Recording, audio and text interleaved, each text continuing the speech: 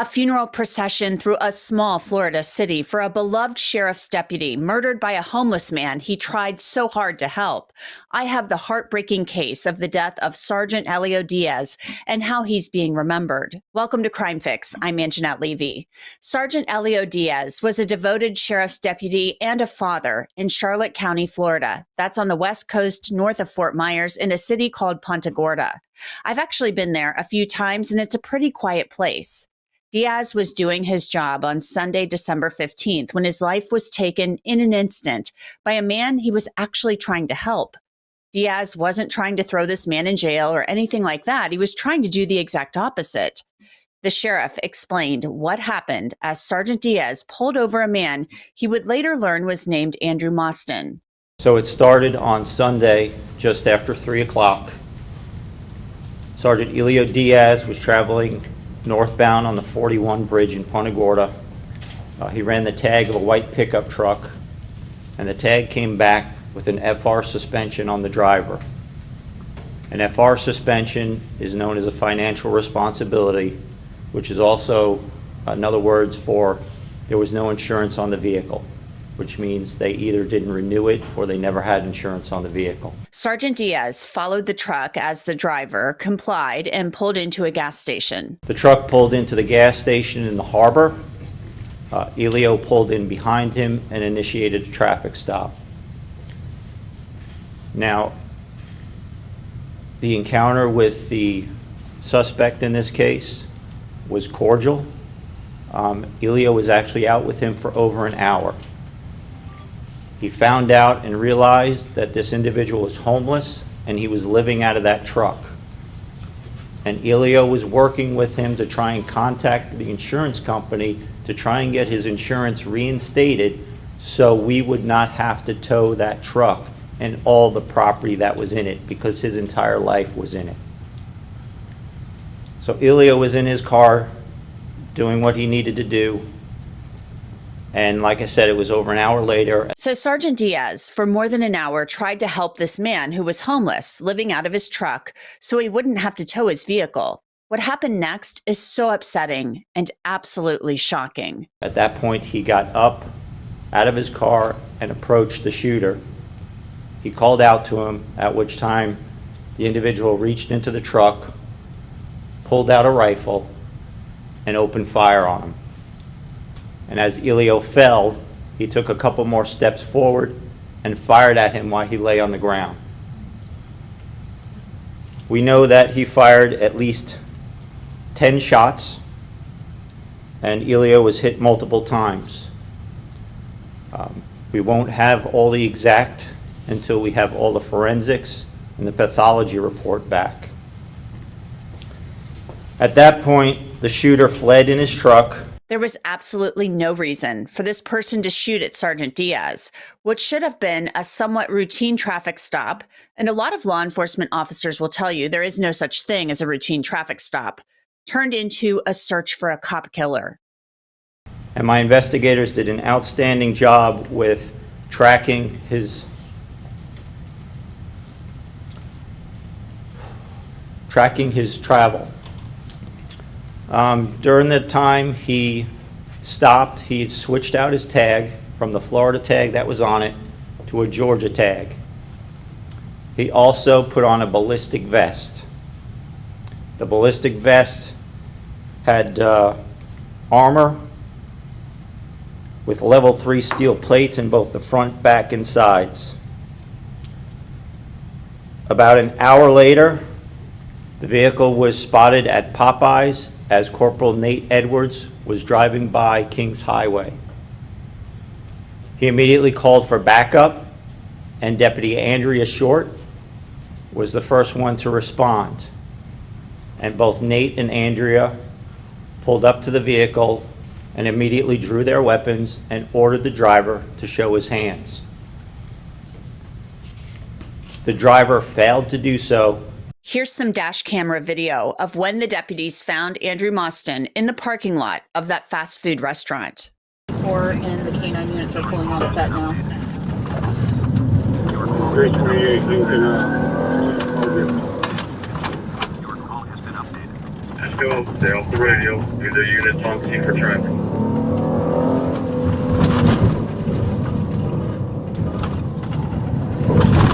The truck is on. You can see passengers in it.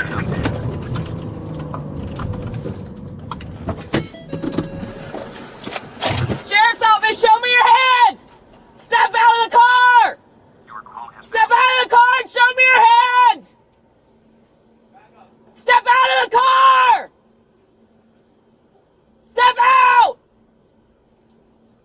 Step out of the f***ing car! Show me your hands! I can't see your hands! Show your f***ing hands! Now! Show me your hands! Stop moving! Put your hands up! Show me your hands right now! I can't see his hands! Put your f***ing hands up! Your call has been updated. The cases I cover each day here on Crime Fix show you just how scary the world can be. And one of the scariest things that can happen is if you ever get hurt. But I want you to know, if you are ever seriously hurt or if you're in an accident, your case could be worth millions. And that's where our sponsor, Morgan & Morgan, comes in. The firm has an army of more than 1,000 lawyers who will fight for what you deserve, and they have the track record to prove it. In the past few months, Morgan & Morgan has won big verdicts like $12 million in Florida, $26 million in Philly, and $6.8 million in New York. All were much higher than the highest insurance company offer. Seeing if you have a case can be done in 8 clicks or less, and you don't even have to leave your couch to start one. Also a great thing, you only pay Morgan & Morgan if you win. There are no upfront fees. So if you're ever hurt, you can easily start a claim at forthepeople.com/crimefix. The driver did not comply. Deputies continued to order him to get out of that truck. Find the subject. Go through the drive-through side. We can't see Step the out of the car right now! Bro, I can't see his fucking hands! Let me see your f***ing hands! Now! I froze the video there. A deputy actually fired because they said that the driver pulled his rifle. There's another view from a deputy's body camera that shows the encounter. Get back up.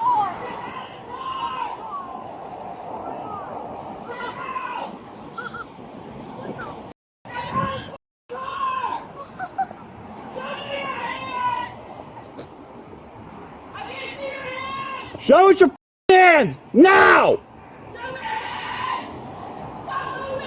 Put your hands up! Now! Neither can I. Put your hands up! I need a unit to come behind this subject and go through the drive-through side. We can't see his hands. Let me see your hands! Now! Shots fired! Shots fired! Was that you? You good? I need someone with a shield! It's a dog! I think it's a dog! Deputies then went to the truck where another camera recorded the truck. A dog was inside and they found a rifle. Stand by. Stand by. You got shot? Appears to be, I don't know. You have to account for the round ricocheting.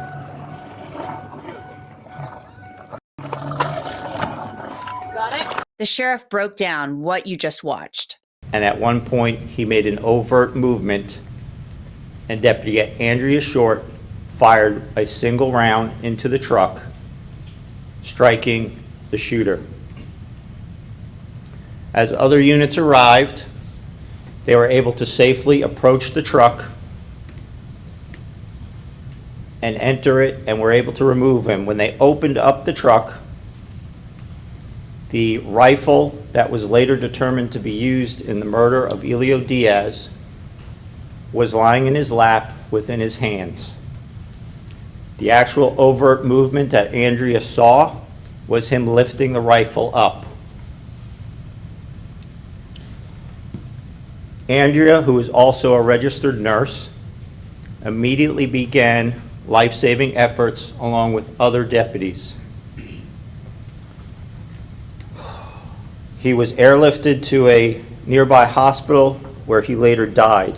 The sheriff said Andrew Mostyn's rifle had 18 rounds in the magazine and 1 round in the chamber. Inside the vehicle, the sheriff said they found hundreds of rounds of ammunition, 2 gas masks, loaded magazines, and 2 more rifles. It appeared as if Andrew Mostyn was ready for a firefight. The firearm that he used was a Romarm SAR-1, which was lying in his lap, and he used 7.62 rounds, which were full metal jacket. Also found, like I stated, he was wearing a ballistic armor vest. The vest also contained pouches with a loaded magazine, as well as a trauma kit and a med kit. We found additional magazines and ammunitions on his person and inside the vehicle. The one in the vest was fully loaded, and there was one on the dashboard that was partially loaded.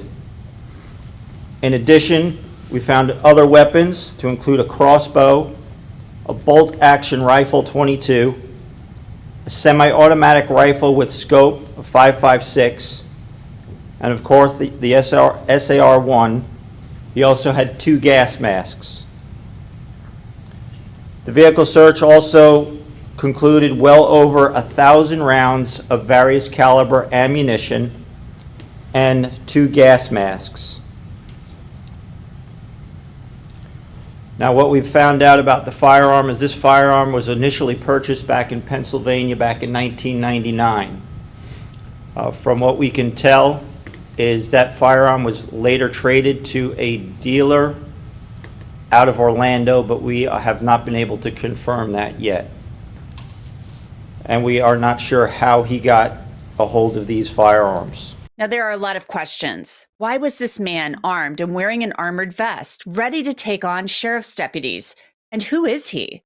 He was reported missing in March. Montgomery County Police in Maryland put out this missing poster asking for information about Mostyn, saying he was last seen on March 30th, driving a white 2000 Ford F-150 with Georgia registration. The license plate number was RYH3051, and Mostyn was driving toward Washington, D.C. His criminal history is actually minimal. It's all out of Georgia. He had a couple DUIs, possession of marijuana, and an obstruction charge. They did have a well-being check for him out of Pennsylvania, and he later checked himself into a facility in Georgia. From what we've learned from the mother, she said that he self-medicates and also becomes manic, that he uses hallucinogens, which we did find packets of mushrooms in the vehicle.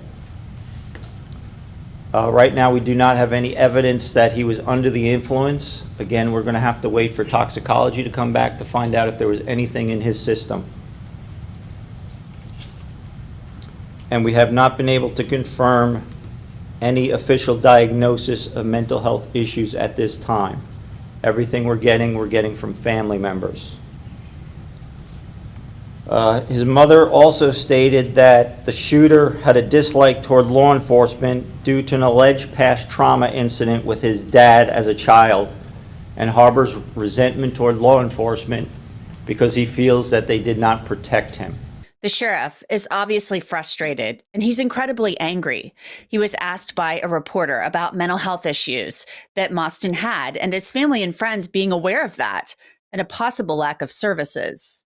Well, you know, it's no secret of all the work that I try and do in the mental health realm, and I've been working with our legislators to get some legislation passed and to make our system of care better for everybody.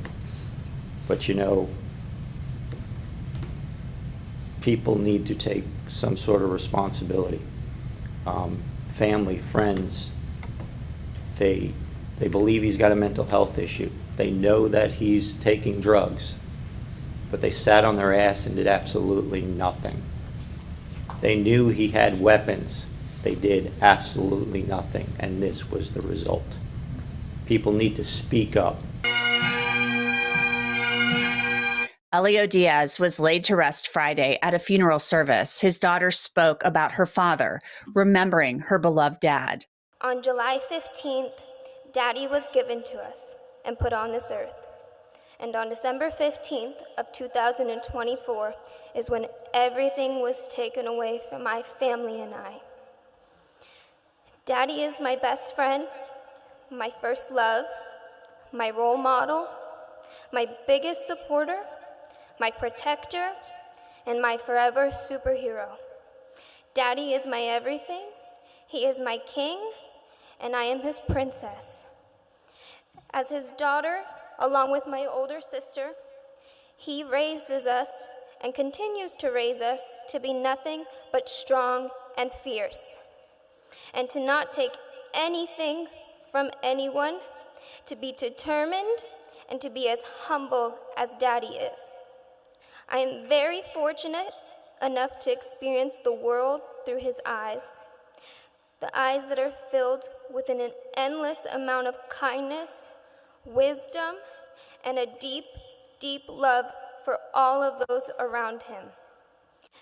My daddy has a way of making everyone feel seen, heard, and valued. He not only shows me, but he shows the whole world what it is to not just to be a father, but a man, a husband to my mom, a son, a true friend, and a true brother to all.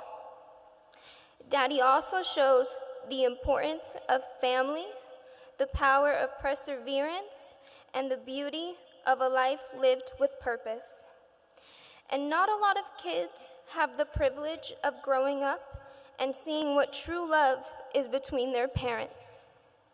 To be able to say and know how much they loved one another through anything and everything. Just absolutely heartbreaking and so unnecessary. That's it for this episode of Crime Fix. I'm Anjanette Levy. Thanks so much for being with me. I'll see you back here next time.